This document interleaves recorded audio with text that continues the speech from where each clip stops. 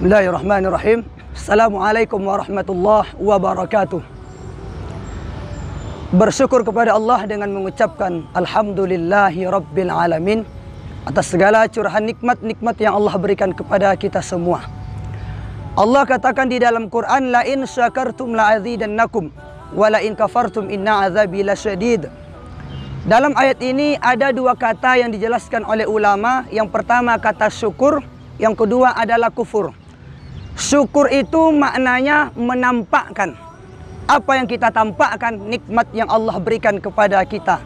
Ketika Allah memberikan nikmat kesehatan badan, kita gunakan untuk sholat berjamaah. Ketika Allah berikan kepada kita nikmat kesehatan badan, kita gunakan untuk bertakziah, menjenguk saudara kita yang sakit. Ketika Allah berikan kepada kita nikmat kesehatan badan, kita gunakan untuk menyambung silaturahim. Kemudian yang kedua adalah kata kufur. Kufur itu maknanya menutupi. Apa yang mereka tutup adalah nikmat-nikmat yang Allah berikan. Diberikan Allah nikmat kesehatan badan, mereka tidak mau untuk beramal soleh.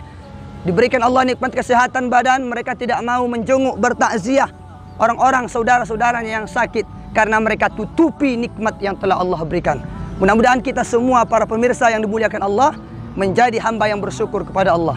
Kemudian rasa syukur itu mari sama-sama kita iringkan dengan bersolawat kepada seorang manusia yang mengajarkan kepada kita bagaimana cara bertauhid yang benar kepada Allah, mengajarkan kepada kita bagaimana cara beramal soleh yang benar kepada Allah adalah baginda Muhammad sallallahu alaihi wasallam, dengan mengucapkan Allahumma salli ala sayyidina Muhammad wa ala ali sayyidina Muhammad.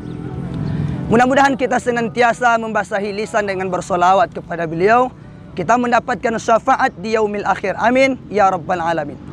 Para pemirsa yang dimuliakan Allah Subhanahu wa taala, tidak lama lagi umat Islam akan kedatangan tamu agung, tamu istimewa, tamu yang senantiasa kita minta kepada Allah, yaitu ingin berjumpa dengan bulan suci Ramadan. Bahkan saking bangganya kita, saking gembiranya kita dengan kedatangan Ramadan itu, 2 bulan sebelum Ramadan itu masuk kita sudah berdoa kepada Allah. Hampir semua umat Islam di atas permukaan bumi ini berdoa kepada Allah. Apa doa kita? Allahumma barik lana fi Rajab wa Sya'ban wa ballighna Ramadan. Ya Allah, anugerahkan kepada kami keberkahan di bulan Rajab dan di bulan Sya'ban, wa ballighna Ramadan. Sampaikan kami ya Allah ke bulan suci Ramadan. Para pemirsa yang dimuliakan Allah Subhanahu wa taala, berpuasa di bulan suci Ramadan merupakan salah satu tamu yang sangat istimewa yang memberikan pelajaran hikmah terbesar kepada umat Islam. Salah satu hikmah terbesarnya adalah mengajarkan kepada kita bagaimana kita bisa merasakan perasaan orang lain.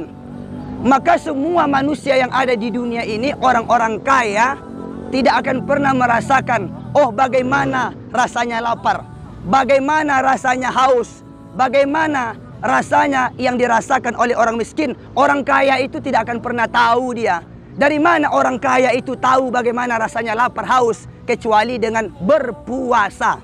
Maka kata Nabi sallallahu alaihi wasallam, tidak beriman seseorang hatta yuhibba li akhihi, sebelum mereka mencintai saudaranya, ma yuhibbu li nafsihi, sebagaimana dia mencintai dirinya sendiri. Begitu hikmah puasa datang sebagai tamu orang-orang beriman, kita merasakan perasaan saudara kita. Sekarang banyak mereka ketika ingin mendapatkan jabatan, ingin mendapatkan kedudukan, mereka mengatakan membantu kepada orang lain. Saya bantu 10 juta, saya bantu 15 juta. Tapi keluarganya, karib kerabatnya, anak yatim, fakir miskin, mereka tidak memperdulikan.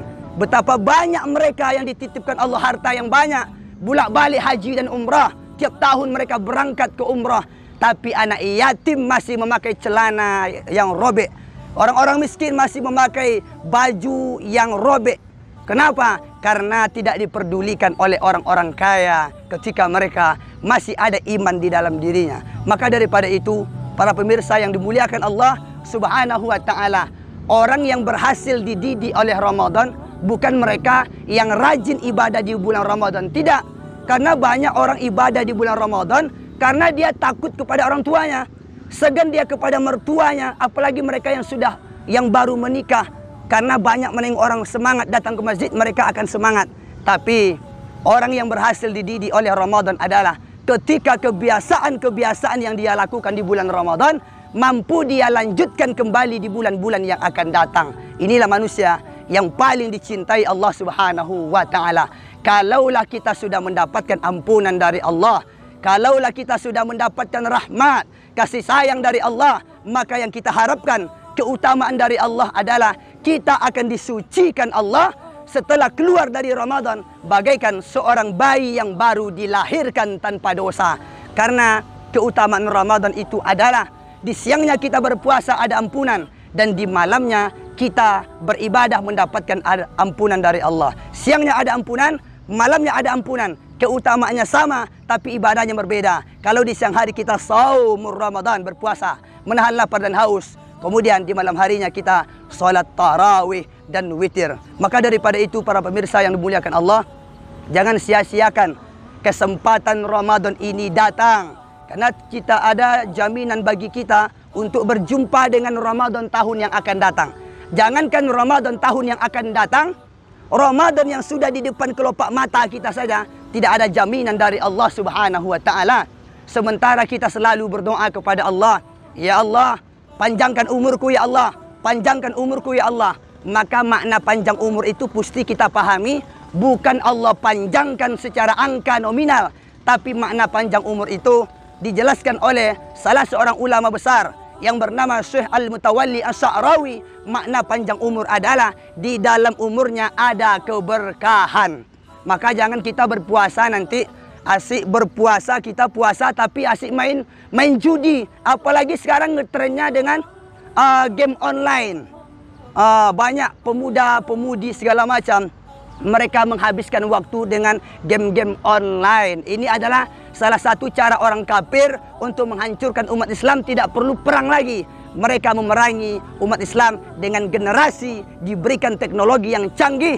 Tinggal kita yang menfilter, mengambil kebaikan-kebaikan di dalamnya. Maka daripada itu, perbanyak ibadah di bulan suci Ramadan. Sucikan hati sebelum masuk Ramadan. Kita sucikan hati kita untuk saling bermaaf-maafan. Semoga Allah sampaikan kita di bulan Ramadan tahun ini. Kemudian Allah berikan keberkahan umur. Diberikan Allah Subhanahu wa ta'ala kemampuan untuk melakukan ibadah. Semoga bermanfaat. Subhanakallahumma wa bihamdika, asyhadu an la ilaha illa anta astaghfiruka wa atubu ilaih. Assalamualaikum warahmatullahi wabarakatuh.